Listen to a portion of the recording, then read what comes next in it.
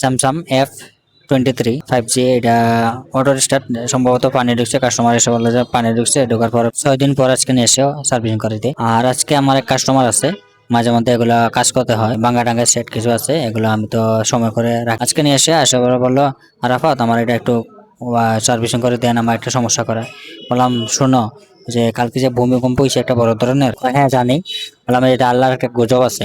এখন কত হইলো এটা যে আমরা যে সার্ভিসিং করে দেই, তুমি কি দেবা না দেবা এটা তো আমার জানাই আছে। এখন কত এগুলো আমি কাজ করব না।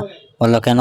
ওই ঘরে যাওয়ার পর আল্লাহ আগে আমরা পাঁচা বাড়ি দেবো, পাঁচা বাড়ি দিয়ে বলবো যে তোরা যে নষ্ট মোবাইল ঠিক করে দিস, কাস্টমার কি দেখে না দেখে।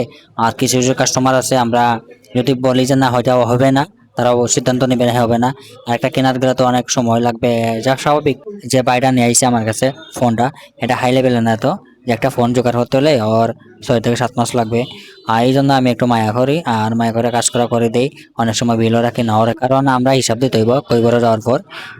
নষ্টের মূল্য হচ্ছে আমরাই, কারণ আমরা যদি ঠিকঠাক যদি না করে দেই, একটা মানুষ এত সহজে পারবে না কিনতে হলে।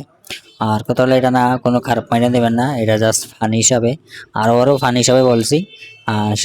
সে বিশ্বাস করছে না আমার কথা, রেখে গেছে আমার কাছে ফোনটা। আমি কালকে যদি পারি আর আপনার সামনে আমি ভিডিওটা দেখাবো যে এই ফোনটা যদি একজন কাস্টমার অজান্তে নিয়ে আসে, তাহলে আপনারা যদি বলেন যে 5,000 টাকা দিব কাস্টমার, তবুও আপনি কাজ করবেন না, যে অবস্থা। আর আমি দেখাবো কালকে।